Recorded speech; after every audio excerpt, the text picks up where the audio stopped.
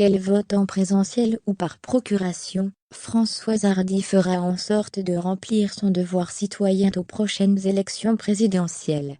Et ses candidats favoris sont, dans quelques semaines, les citoyens français choisiront le successeur d'Emmanuel Macron à moins qu'il ne décide de reconduire son mandat. Du 10 au 24 avril 2022, les bulletins vont virevolter, les urnes vont craquer sous le poids du devoir civique, la tension va monter du côté de l'Élysée et sera élue, en fin de course, la 26e présidente, ou le 26e président de la République.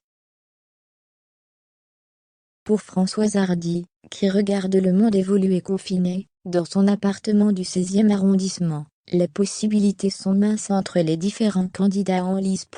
Françoise Hardy affirme ne pas être à 100% à droite, ni de gauche, encore moins extrémiste. Ce qui, fatalement, lui laisse peu de choix dans notre paysage politique. À mes yeux, seuls Emmanuel Macron et Valérie Pécresse ont de l'intérêt, explique-t-elle dans les colonnes du magazine Gala. Seule Valérie Pécresse dit des choses intelligentes.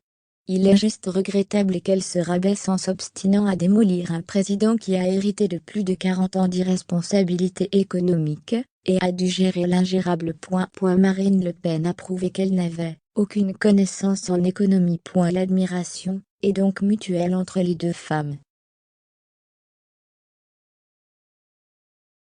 Récemment interrogée par le journal Le Monde, Valérie Pécresse assurait que son adolescence avait été bercée par le titre Message personnel de Françoise Hardy.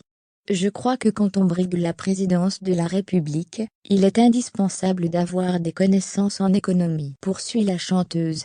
Or Marine Le Pen a prouvé en 2017 qu'elle n'en a aucune. Anne Hidalgo non plus.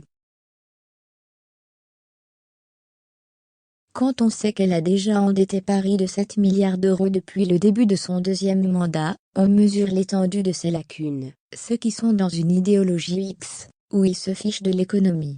Il en ignore tout à un point consternant.